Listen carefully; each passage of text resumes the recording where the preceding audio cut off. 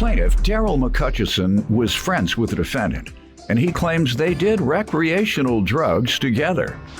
Daryl admits he became heavily addicted to cocaine, so he went to a recovery program and sobered up. Daryl is suing his former friend today for breach of contract and defamation. Defendant Troy Clark says he was happy when Daryl said he was going to recovery. But unfortunately, the day Daryl came out, he started abusing cocaine again. Troy is countersuing because Daryl sold him a car that he didn't own. So Troy wants his money back. Start with you. Okay, well, I met Troy maybe 10 years ago through a mutual friend of ours. Didn't really hang out too much with him until like 3 years ago. We did recreational drugs and stuff. We do a little cocaine and drink for the most part. And I decided to get myself together, and I hit the end of my rope. That wasn't recreational if you hit the end of your rope. That was dope fiend. Yeah, You if that's became what a you drug wanna call addict? it. Huh? You became a drug addict? Yeah, I was a drug addict. Okay. I was a drug addict. That's not recreational. Recreational is like a person who drinks periodically, not every day. That's recreational use of marijuana. Somebody who's just having a good time, maybe every few days or on the weekends. That's what recreational means. What you're referring to is you had an addiction to cocaine. Yes, I did. Was it crack? Oh, no, definitely not that. Hey, then. Powder cocaine. And Cane head. yeah. Crackhead and cane head. You was a cane head. All right. Go ahead. Yeah, and I decided to get myself together, and I turned myself into inpatient treatment.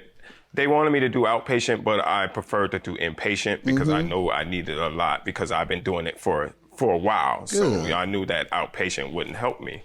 So I did inpatient for 45 days. And I got myself together, and I still have issues to this day. I'm not gonna lie. How long ago was it? January 24th, 2018. 18? Yeah. Mm-hmm. You go to NA classes? Yeah, I go to meetings, and it helped a lot. I learned a lot. It taught me how to be spiritual and to believe in my inner God, So it really helped me a lot. And it's still an everyday struggle though. Every single day, it's still a struggle for me, and I'm not gonna sit up here and act like I'm a saint because I'm not. Okay, so I'm glad to hear you give that explanation for folks who don't know much about addiction. You've given a lot of insight there, and that is that you continue to struggle every day. Who knows how long, maybe all your life, maybe a certain number of years, but that is the case. Let me hear from you, sir. Give me some background. Well, my first thing I want to comment on is... See, you know you didn't have to blow today. No, I was just... Yes, you do. That's number one sign. Yeah, I was thinking Who you about kidding? something. No, I was thinking You were about thinking Daryl. about something. I know you were. No. Go ahead. No, I was just listening to Daryl. He's good. He really is. But the one thing that I just want to tell you is I know for a fact it's a lie. The day he got out of treatment, he was using again. He was drinking, using coke, using narcotics, using pills. That was a temporary celebration. He's in recovery now. He's in recovery now. And just to take things back a few years, when I first met him, he was a shady character. He went by street names, Juice, Dink. He didn't want people to know where he lived or even what his real name was. I kept him at arm's distance. But, eventually you kind of get to know someone, or at least you kind of go, and he may be a con man or shady, but he wouldn't do it to me. We watch football together. We watch the Final Four. We're drinking buddies. But then he came to me one day and said, hey, man, I want to go to treatment. I want to make my life better. I'm at the bottom. And I don't know. I had a heart. I've seen people been there. I've been there myself. And I was like, come on in. My couch is yours. Let's do what we need to do. This is a place I went to. They're good people. You'll learn a lot. And I turned him on to it. Well, the bigger part of the story and why I'm here is before he went into sued. treatment. Hey, but you're here because you're getting sued. Get the point. Yeah. Now, tell Before me why you're suing him for this $1,000 and the defamation and the breach of contract. Well, for the breach of contract, I have the paper that he signed the exact day that I turned myself into treatment, January 24th. I sold it to him for $1,200. So what? We went to the bank, the car. It was a Lexus, and we went to the bank. He said he can only draw $900. So I said, okay, well then write down an agreement, and you'll bring the money up to the treatment facility, which would have been the first Thursday of the month. He said he gets his check on the first Thursday of the month, which would have been February, the next month, February. And okay, I call, no answer. Next thing I know, his phone got shut completely off. So I'm like, okay, so I think he's trying to play me. So I had to reach him through Facebook. And that's when he started saying stuff like, oh, somebody came and stole the car. And I'm like, well, I'm in treatment, dude. What do you think I did? He accused me of taking the car. I had no idea what was going on. So I'm calling him. I'm thinking that he's making that up, that the car got stolen. That's what I was thinking, you know? So I'm mad. I'm steaming. I'm in treatment. There's nothing I can do. I can't leave the facility. So we're back and forth on Facebook. And then he turns around and say, oh, I think I know who stole the car. I think this other guy stole it, which is another mutual friend that I do not like. What's the defamation? That's what you're referring to? No, when he told you? the defamation, it tags on with that. Okay. He tried to call my probation and the sentencing judge and say that I'm a drug dealer, I'm a menace to society, all this crap. I'm talking about slandered my name. Did they come? Why? And it came up as an anonymous caller, but the reason why I know it's him is because he hit me on Facebook and said the same things, like, I'm gonna call your PO and I'm gonna do that. You so have I'm like, anything okay. from your probation officer indicating they were contacted by anyone? Yes. Let's see it, please. All right, sir, let me hear from you. Boy, let's, where were we at? I don't know where we were at, but I'll tell you what I need to know. Yeah, tell me what you need to know. Did you receive a car from him in exchange for a promise to pay him $1,200? If so, how much have you paid at this time, and why don't you think you should pay the balance? First of all, he sold me a car that he had no right to sell. He was not the owner of the car.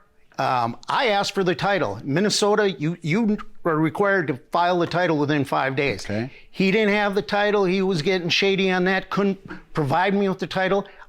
I started getting these harassing calls, threatening calls from these women and stuff about, you know, you owe $300, I'm coming over to That's do a what lie, and what dude. to your house. Come on, man. Yeah. You gonna make that up? I ain't gonna make that up. It's the truth. That's So why. women threatened to come get you. What else you want me to do? Yep, I blocked out? I Right. blocked the call. Oh, okay. I thought you blacked out. No, I didn't. No, I didn't black out. I went to the police station. Well, the car got stolen. I'm like, but Give me the fifth, circumstances behind the car being but stolen. the fifth day I had it, it was gone From where? from my backyard. Nobody knew I bought that car. What I time had live you in one of seen the it best last? neighborhoods in the city of Got it. Minneapolis. So what time did you notice it was missing, and based on the time you put it there earlier? It was a Monday morning at 9 a.m. You saw it was missing? I saw it was And missing. the last time you saw it was? Last time I saw it was about Prior to 7 that. p.m. Okay. on Sunday. Okay, and you say they don't steal cars where you live? No, man. I'm actually on the neighborhood watch committee. I know what goes on. Okay. You know, we got a great neighborhood. Nobody steals cars. Nobody even knew I owned the car. You all don't have a police force, do you? Yeah, we do. Why? They do a good. what? They do a good job. For what? They don't steal in your neighborhood. They You do. don't have criminals in your neighborhood. That's why we got a great police force. You don't need one if you don't have criminals. What point are you missing? Save yourself some tax dollars. Yeah, they. Well, And anyways. don't have any problems. Well, anyways, I go you to don't the- own the community in the Yeah. country like that. So go ahead. You I save go to the yourself police some tax station dollars. to file a police report. They wouldn't even let me file a police report Right, because because they didn't I know wasn't one the owner was. of the car. No one's ever filed a police report. Right, they didn't know what to do. No, there was. Police report. We don't have any forms. I tried. I gave him his name. He said he wasn't the owner of the car. They wouldn't even let me file a police I report know, on this. they 'cause don't neither have one the of us- paper. We know that. Nobody They're even not knew 'cause used to nobody owned the that. car. But I was speaking with the second precinct, and I ran down the facts of exactly what happened. I gave him the money. He did not have the right to own the car. He sold it to me under false pretenses. You know, I was the victim. He played me for a fool, right down the bullet points. And he said, you know what? You definitely have a case for fraud. You know. Sir? Your Honor, I want to explain to you that he knew the whole deal about the title because the mutual friend that his name was in, they already talked about me selling him the car, and that because we were waiting on the title because in Minnesota they months and months and months behind on their titles. When were you to give him the title? You gave it to him immediately upon purchase? I never gave him the title because I didn't have it yet. The mutual friend that I put it in his name. Did you ever get the title? Excuse me? Did you ever get the title? Oh, yeah. It was in my name. Did you convey that title to him? No. Why? Because he already knew that I did not have it. How much money did you put up, sir? I gave him $900. All right. You didn't give him a title, a clean title. He knew the situation. I understand what he knew, but you didn't give him a clean title. No. He gave you his money.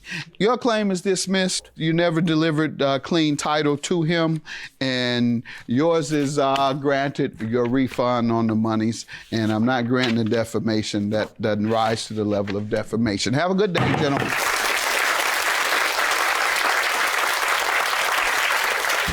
I think the judge made a proper ruling. To this day, I have not been able to locate a title from anyone, including that mutual friend.